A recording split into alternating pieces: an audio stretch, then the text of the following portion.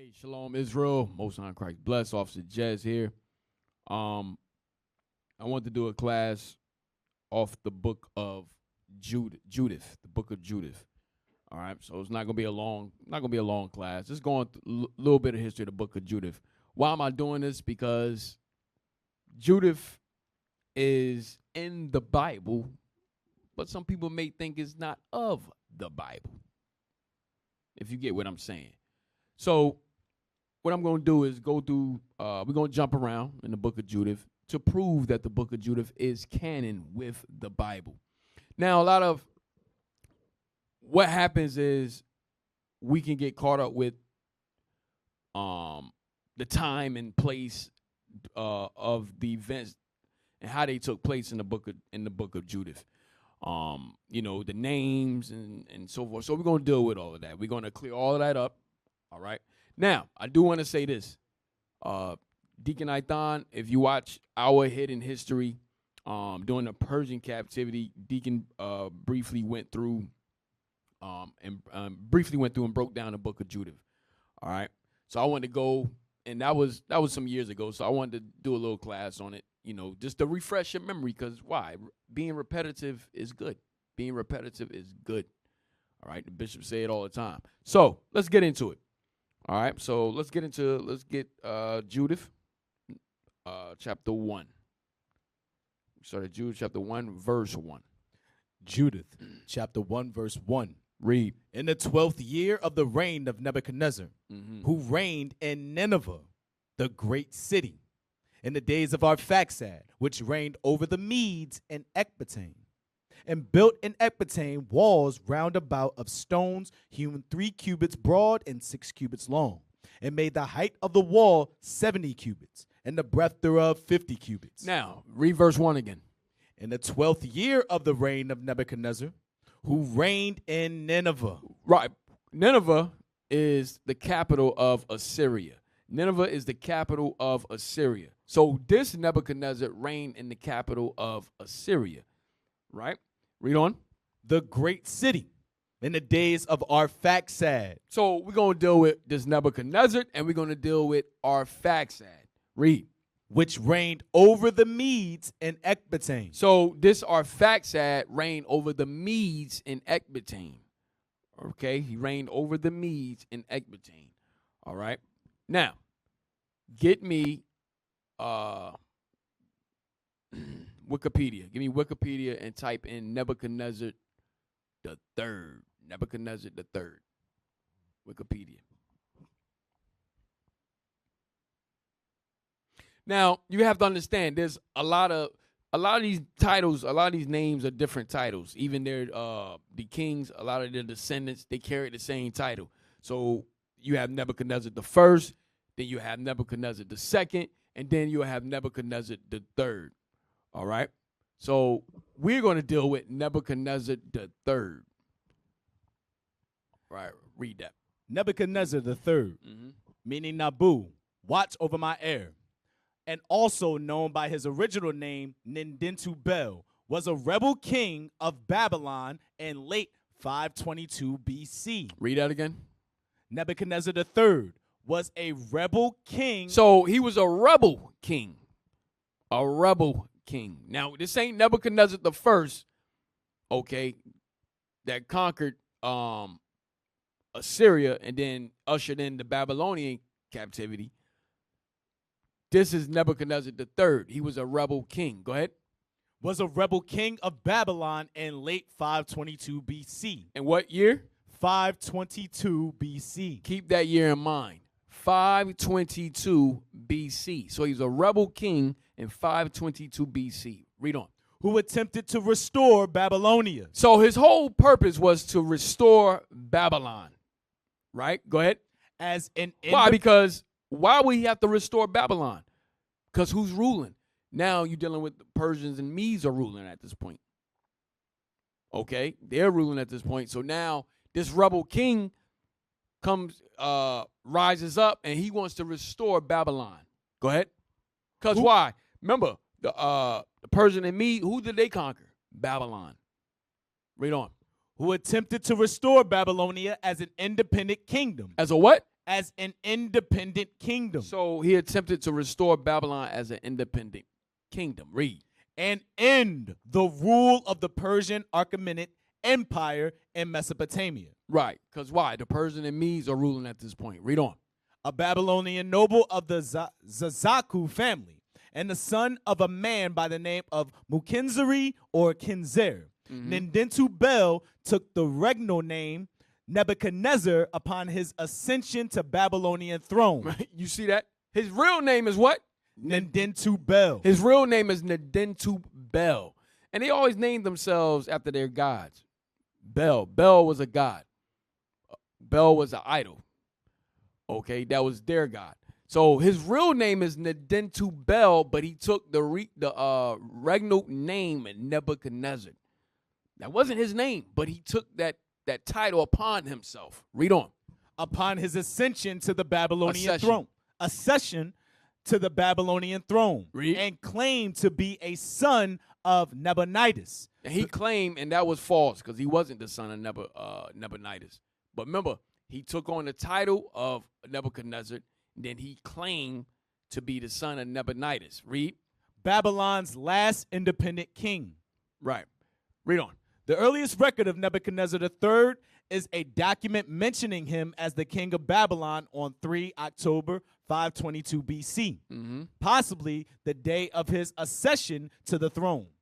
His revolt had probably originally been aimed at throwing off the rule of the unpopular Persian king Bardiya. But Bardiya had been overthrown by Darius I by the time the revolt began. Nebuchadnezzar III quickly established his rule in Babylonia, seizing control of not only Babylon itself, but also the cities of Borsippa, Sippar, and Uruk. Right. All right. You can drop that. Let's go back to the scriptures. Read verse 1 again.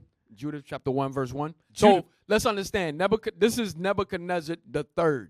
Nebuchadnezzar III. He was a rebel king. 522 BC. Keep that year in mind. 522 BC. Read. Judith chapter 1, verse 1. In the 12th year of the reign of Nebuchadnezzar, which reigned in Nineveh, the great city, in the days of Arphaxad, which reigned over the Medes and Ecbatane. So now we're going to deal with Arphaxad. Arphaxad. Get me Phraortes. So we have Nebuchadnezzar III, who became a rebel king that rose up to take out the Persian, to uproot the Persian and Mede Empire and to restore Babylon. 522 BC. And now he reigned in the days of Arphaxad. Hey, while he's getting that, read on. Verse 2. And built in Ecbatane walls round about of stones hewn 3 cubits broad and 6 cubits long, and made the height of the walls 70 cubits, and the breadth thereof 50 cubits, and set the towers thereof upon the gates of it, 100 cubits high, and the breadth thereof in the foundation 60 cubits. Read. And he made the gates thereof, even gates that were raised to the height of 70 cubits, and the breadth of them was 40 cubits, for the going forth of his mighty armies, and for the setting in array of his footmen. Even in those days, King Nebuchadnezzar made war with King Arphaxad in the great plain, which is the plain in the borders of Ragal. Right, verse 5. Read verse 5 again. Even in those days, King Nebuchadnezzar made war with King Arphaxad in the great plain. So Nebuchadnezzar III made war with King Arphaxad in the great plain, which is in the plain in the borders of Ragu. Read on. And there came unto him all they that dwelt in the hill country, and all that dwelt by Euphrates, and Tigris, and Hydaspes, in the plain of Arioch, the king of the Elamians. And very many nations of the sons of Chelad assembled themselves to the battle. Right. Now, let's go to the article right here about Phraortes. Watch this. Read that. Phraortes died 653 BC, was the king of Media, from 675 to 653 BC. Right. So this is another Phraortes, but we don't want to deal with that Phraortes. You see, go down where it says another Phraortes. Another Phraortes was a usurper who reigned for a short time in Media. So we have another Phraortes. So you have the first Phraortes. Go back up real quick. So you got the first Phraortes in 653 BC. All right. He was another king of Media at that time. But that's not the one we want to deal with. We want to deal with the one that another Phraortes. Read that again. Another Phraortes was a usurper who reigned for a short time in Media. So he reigned for a short time in Media. Go ahead. During a rebellion against the Achaemenid king Darius I. When? In 522 BC. In 522 BC. Remember, I said remember that year, 522 BC. Why? Because during that time, you had Nebuchadnezzar III, that rebel king, was rising up to overthrow the Persian and Mede Empire. Okay? And he wanted to restore Babylon. Okay? Read that again. Read it again. Another Phraortes was a usurper who reigned for a short time in Media. So this Phraortes is the Arphaxad of the book of Judith. Okay? This Phraortes is the Arphaxad in the book of Judith that was reigning in Media. Read it again. Another Phraortes was a usurper who reigned for a short time in Media. Mm-hmm. During a rebellion against the Achaemenid king Darius I in 522 BC. Read on. Darius's rock inscription at Byzantium relates that a man of the name of Phraortes, Phraortes, a Mede, rebelled in Media and spoke to the people thus: I am Kshatrita, of the family of Ushkasyaraxes. Right. Cyaxares, excuse me. Right, go ahead. After a short reign. Cyaxares. Right. After a short reign. So watch this. This is part I wanted. So we wanted the 522 BC, and then we wanted this part right here. After a short reign. Read. This king was defeated and executed at Ecbatana. At where? Ecbatana. So he was defeated. Read that again. I'm about to butcher it. Go ahead, read it again. After a short reign. So after a short reign, go ahead. This king was defeated. So he was defeated and what? And executed. Where? At Ecbatana. At Ecbatana. Read on. The Median capital. Uh-huh. The deception of the usurper Phraortes may have led to Herodotus' mistake about the name of the earlier king. Right. So Herodotus was Edomite historian, so he mixed up the names. But this Phraortes is Arphaxad. Now, let's go back to the scriptures. Read verse 5 again. Even in those days, King Nebuchadnezzar made war with King Arphaxad in the Great Plain, which is the plain and the borders of Ragu. Right. So that Phraortes was Arphaxad. Okay, so Nebuchadnezzar III, 522 BC, he defeated Phraortes or Arphaxad, all right, in Media.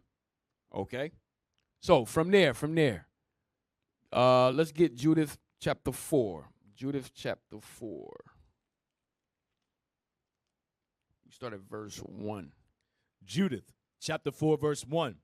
Now the children of Israel that dwelt in Judea heard all that Holofernes, the chief captain of Nebuchadnezzar, king of the Assyrians, had done to the nations. Right, there's still Nebuchadnezzar III. Go ahead. And after what manner he had spoiled all their temples and brought them to naught. Therefore they were exceedingly afraid of him and were troubled for Jerusalem and for the temple of the Lord their God. For they were newly returned from the captivity. From where? From the captivity. So Israel was newly returned from the captivity. What captivity? Read on. And all the people of Judea were lately gathered together, and the vessels and the altar and the house were sanctified after the profanation. Right. So what captivity is in the book of Judith referring to? What captivity? Get me Ezra chapter 1 verse 1. What captivity did we newly return from? Ezra chapter 1 verse 1.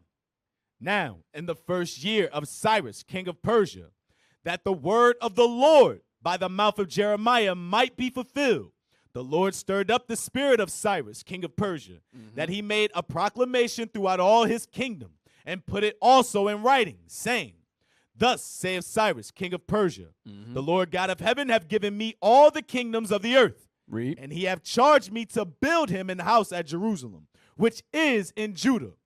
Who is there among you of all his people?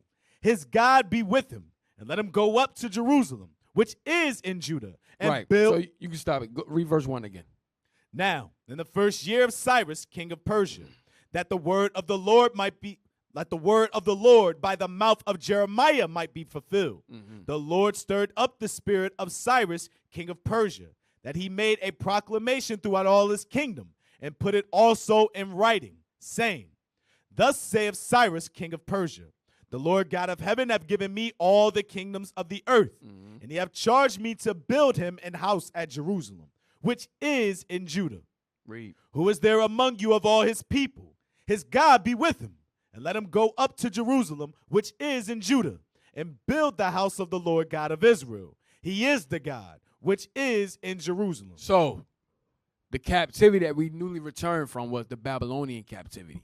We had just came out of the Babylonian captivity, and now we was entering into the Persian and Mede captivity. Now, the first year of Cyrus, guess what? He gave a proclamation, okay, to let us go back to our land and rebuild our temple. All right? Rebuild our temple, rebuild our land, and our wall and so forth. Okay? So from there, get me, now go back to Judith 4 and 3. Judith chapter 4, verse 3. For they were newly returned from the captivity, and all the people of Judea were lately gathered together. So we were newly returned from the captivity around 539 BC.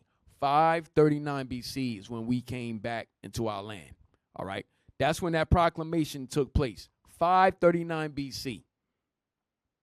Okay? So now when you read Judith chapter 4 verse 3, read that again one more time.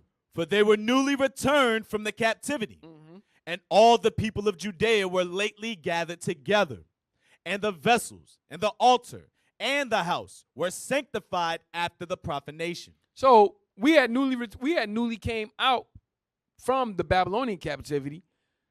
Okay, Cyrus in his first year, he gave us proclamation to what? Go back to our land, to rebuild our temple. So now, guess what? We in our land now. This happened around 539 BC. So now when we go back to Judith chapter 1, verse 1, read that. Judith chapter 1, verse 1. In the 12th year of the reign of Nebuchadnezzar, who reigned in Nineveh, the great city, in the days of Arphaxad, which reigned over the Medes in Ecbatane. So when we read Judith chapter 1, verse 1 now, you got Nebuchadnezzar III and you got Arphaxad. They're reigning at the time that we went back into our land. But this happened around 522 BC when he rose up to take over and to overthrow the Persian and Mede Empire and to restore Babylon. So we were back in our land at this time. Why? Because remember that proclamation was at 539 BC. So 522 BC, we're back in our land. This is when Nebuchadnezzar III rose up. And then he defeated Arphaxad, which was Phraortes. Okay.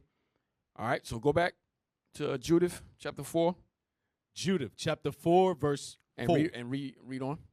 Therefore, they sent into all the coasts of Samaria and the villages, and to Bethron and Belman and Jericho, and to Koba and Asora, and to the valley of Salem, and possessed themselves beforehand of all the tops of the high mountains, and fortified the villages that were in them, and laid up victuals for the provision of war, for their fields were of late reaped. Also, Joachim, the high priest, which was in those days in Jerusalem, wrote to them that dwelt in Bethulia and Betosmathim, which is over against Esdraelon, toward the open country, near to Dothaim. Read verse 6 again. Also, Joachim, the high priest, which was in those days in Jerusalem. So we want to deal with Joachim, the high priest. Joachim, the high priest. Who was Joachim, the high priest? Give me Ezra chapter 2, verse 1. Let's start there. Joachim, the high priest. Ezra, chapter 2, verse 1. Let me get it. Read. Now these are the children of the province that went up out of the captivity, of those which have been carried away, whom Nebuchadnezzar, the king of Babylon, had carried away unto Babylon. So this is the actual Nebuchadnezzar, the first that carried us away into Babylon. Go ahead. And come again unto Jerusalem and Judah. Read. Everyone unto his city, which came with Zerubbabel. Which came with who? Zerubbabel. That came with Zerubbabel. Go ahead. Jeshua. Nehemiah. Sariah. Nehemiah. That's Nehemiah. Go ahead. Sariah. Realiah. Sariah is the father of Ezra. Go ahead. Realiah. The forefather Ezra. Read. Mordecai. Bilshan. Mispar. Bigvai. Rahum. Baanah. The number of the men of the people of Israel, the children of Parash. Now, let me stop you. Go back to verse 2 again. There's something I want out of there. There's a name I want out of there. Go ahead. Which came with Zerubbabel. Jeshua. Who is Jeshua? Give me Nehemiah chapter 12. Nehemiah chapter 12, verse 10. Nehemiah chapter 12, verse 10. And Jeshua begat Joachim. Jeshua begat who? Joachim. Jeshua, the high priest, also known as Joshua, begat Joachim. All right. So Jeshua, which is Joshua, begat Joachim. Jump to verse 26. Verse 26. These were in the days of Joachim. Joachim. The son of Jeshua. The son of who? Jeshua. The son of Jeshua. Remember, Jeshua was the high priest at the time that we went back into our land with Zerubbabel. Zerubbabel was the governor. Jeshua was the high priest. Now his son has become high priest, which is Joachim. This is during the Persian and Mede captivity. We're back in our land now. All right? Read 26 again. These were in the days of Joachim, the son of Jeshua, the son of Josedek, and the days of Nehemiah, the governor. And in the days. And in the days of Nehemiah, the governor, and of Ezra, the priest, the scribe. Right. So in those days, in what days? During the Persian and Mede captivity. We were back in our land at this time. All right. Now, go back to Judith chapter 4. Read that again. Read verse 6 again. Judith chapter 4 and verse 6. Read. Also, Joachim, the high priest. So this Joachim is the son of Jeshua. All right, I'm going to say it again. This high priest Joachim is the son of Jeshua. All right, read on. Which was in or Joshua. Go ahead. Which was in those days in Jerusalem, wrote to them that dwelt in Bethulia and Betesmithim, which is over against Esdrelion, toward the open country, near to Dothaim, charging them to keep the passages of the hill country, for by them there was an entrance into Judea. All right, you can drop that. Give me Judith 8 and 1. Judith 8 and 1. Judith chapter 8, verse 1. Now at that time, Judith heard. So, like I said, I'm jumping around. I'm just hitting key points to let you know that, look, the book of Judith is canon with the Bible. So I'm just hitting key points in time to link everything up, to connect everything, connect the dots. Go ahead. Now at that time, Judith heard thereof, which was the daughter of Merari. So Judith was the daughter of Merari. Go ahead. The son of Ox. Son of Ox. The son of Joseph. Son of Joseph. The son of Oziel. Oziel. Go ahead. The son of Alicia. The son of Elsia. Read. The son of Ananias. So the son of Ananias. Read on. The son of Gideon. The son of Rephaim. The son of Asatho. Read. The son of Elahu. Go ahead. The son of Eliab. The son of Nathaniel. The son of Samael. Read. The son of Salasadai. The son of Israel. So let's deal with Salasadai. Who is Salasadai? Get me I'm going to have to send it to you. I didn't send the stuff to you.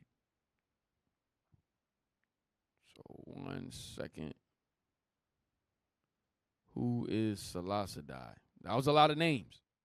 Salasadai. This should be Sarasadai, or more accurately, Zerushadai. Zerushadai. So Salasadai is Zerushadai. Read on. Shalumiel, son of Zerushadai, was tribal prince of Simeon. Of what tribe? Simeon. So he was tribal prince of the tribe of Simeon. All right. So Salasadai is Zerushadai. Okay. Now, give me the other the article now. Or the link. Give me that link with Salasadai. Blow that up. Salasadai. So, hey, like I said, we're just connecting the dots. All right, we going from the Bible to the Apocrypha. Yes, the Apocrypha is canon with the Bible. So what we're doing, we're just connecting the dots. So we're putting everything in place for you in the book of Judith. So now we know who Nebuchadnezzar is. Now we know who Arphaxad is. All right, now we know what captivity Judith took place, the year. Okay. All right, so now we're dealing with Judith and who she descend from. Go ahead, read that. Salasadai, a corruption for Zerushadai. A what? A corruption for Zerushadai. So Salasadai, the corruption of Zerushadai. Who is Zerushadai? Now give me Numbers chapter 1, verse 6. Who is Zerushadai? Numbers chapter 1, verse 6. Numbers chapter 1, verse 6. Of Simeon. Of who? Of Simeon. Of the tribe of Simeon, read. Shalumiel, the son of Zerushadai. You see that? So this is the book of Numbers. Read that again. Of Simeon. Shalumiel, the son of Zerushadai. Mm-hmm. So Zerushadai was from the tribe of Simeon. So now go back to Judith 8:1. Judith chapter 8, verse 1.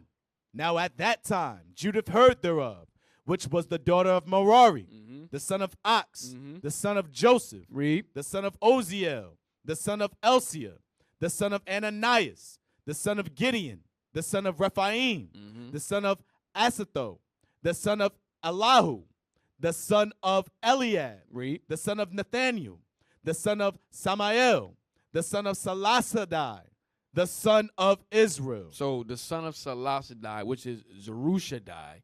So Judith descends from Zerushadai, who was of the tribe of Simeon. So this is the lineage that Judith come from, of the tribe of Simeon. All right? From there. Give me Judith 9 and 2. Book of Judith chapter 9, verse 2. Judith chapter 9, verse 2. O Lord God of my father Simeon. Of who? Of my father Simeon. So Judith, she's of the tribe of Simeon. Okay, Judith is of the tribe of Simeon. All right. So watch this. Go back to Ezra chapter 1 real quick.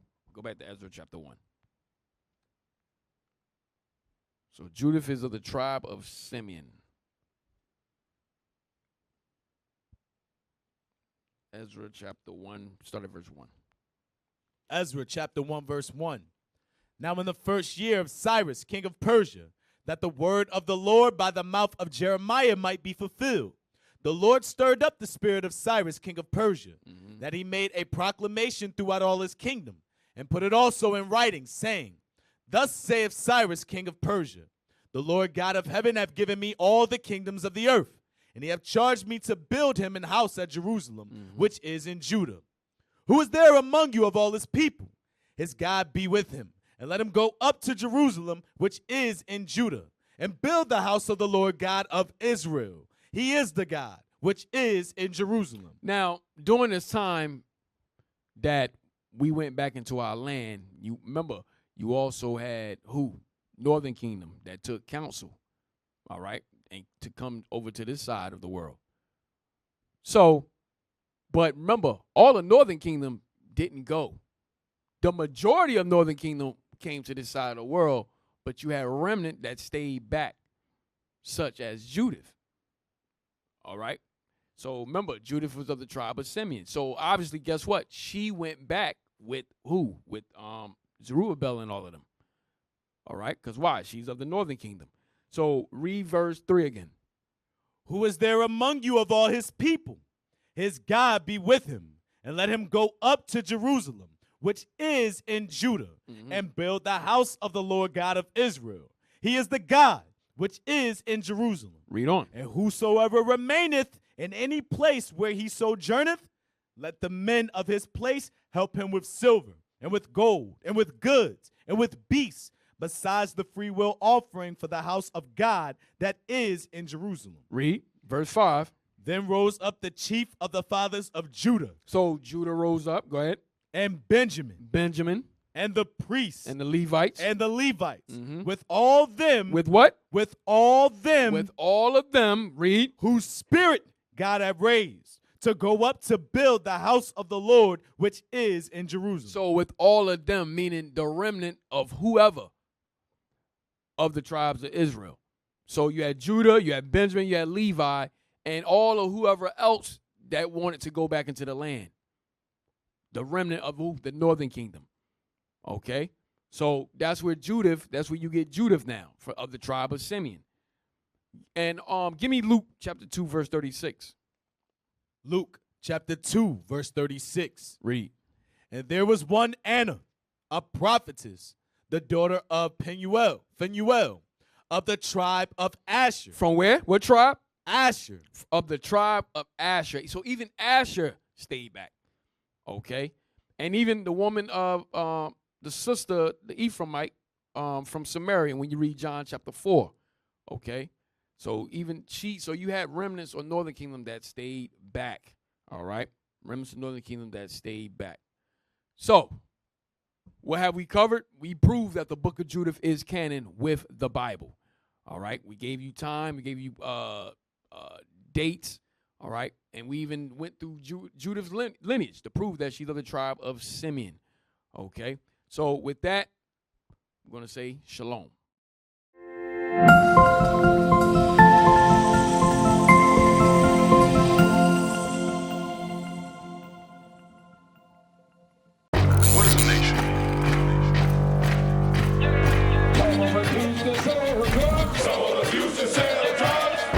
Nation is men leading by example.